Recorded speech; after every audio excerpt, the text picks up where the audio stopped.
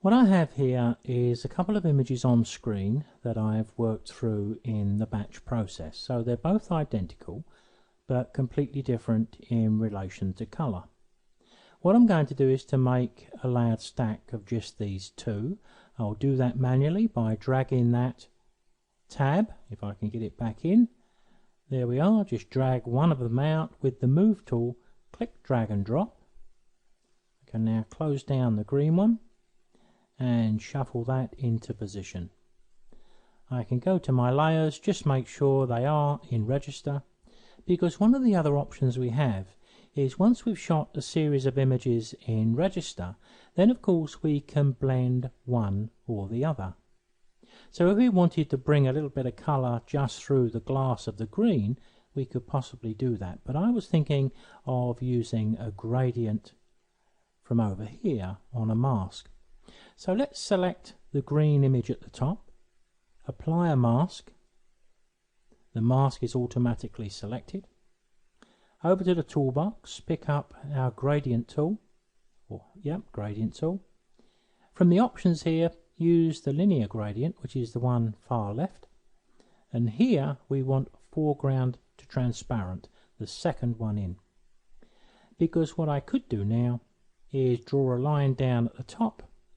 That's going to produce a gradient on the mask, making the green layer partially transparent, allowing the red parts of the layer beneath to show through. How far I decide to come down is a personal choice, and I can do more than one gradient if I want, although the other one's got a green base anyway, so we're not seeing a great deal of difference until I come up a little further. Now the good thing about this, of course, is we can go into the layers, we can reset this back to white at any time. If you look at the bottom of the toolbox way over on the left, you'll notice that white is your background colour.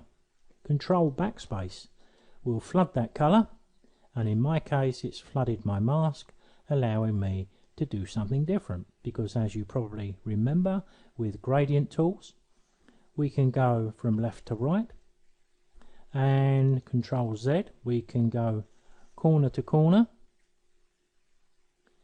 and Control Z once again, or we can do short lines to create a different type of gradient. So within a short time we can quite quickly and easily amalgamate two images into something, well, a little bit different. And the spinning round of the screen indicates what we can do with a layer mask and a brush and applying colour to strategic places. Let me just give you an idea of the techniques to make this fairly quick, easy and accurate to do. I'm going to open up my layers. There's my mask. If I hold the Alt key and click the mask, you can see the couple of shapes I made. Not particularly accurate, but then again I am making a demonstration. But what we're doing here is going to flood this with white again. White is now my foreground colour, so Alt backspace will flood the white. So the technique I employ here is to zoom in considerably on the area I want to work.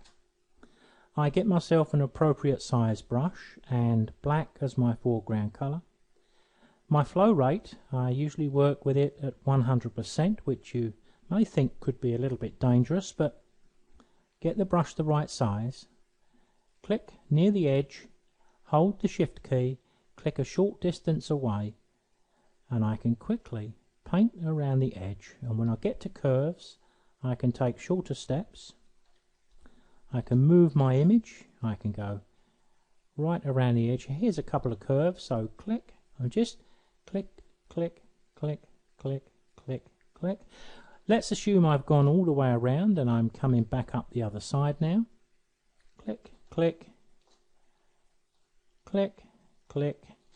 Once I've got an outline, then we can speed up the process. And don't worry, we're working with a mask here, so even if we get a little faux pas, we just switch to white and we can repair that, because we're never actually making a change to the image. So once we've got the area picked out, we can look at the mask, Alt click the mask we can now see that shape. I'll zoom in again. All I'm going to do is pick up my magic wand, click into there. You can see there's a little gap there. We need to move that selection a bit. So select, modify, expand. How many pixels? Well, guess. 4. If it's too many, we can always back off. That's okay. The line is more or less in the middle there.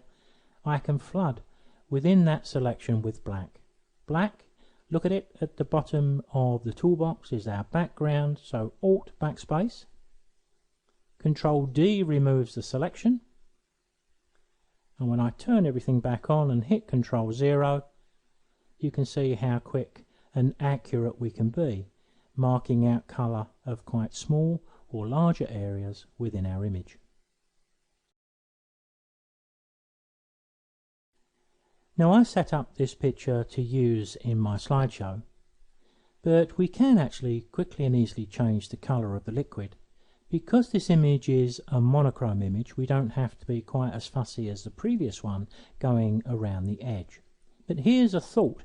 If you are doing any of that masking and you're working carefully to make the shape of maybe one of the bowls of these glasses, then save the layered file with the mask, because if you at some later stage go to work on one of the other images of a similar setup, then you've got the mask already made. A mask can be copied and pasted from picture to picture.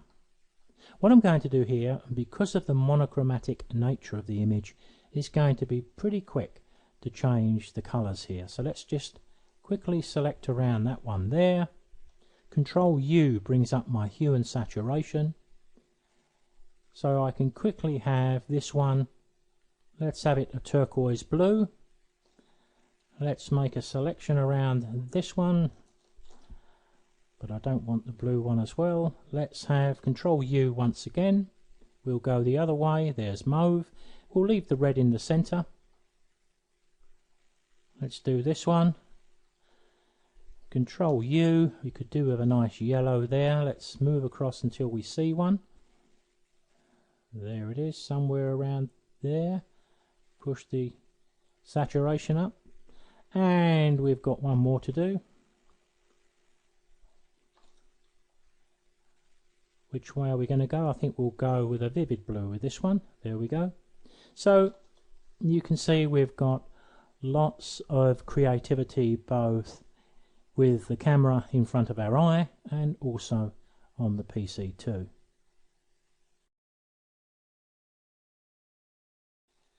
Here's an image where I like the background shape, but I think the colour is clashing a little bit with the glass. So maybe we can use the same layers and layer mask techniques to make the colour pop from the glass.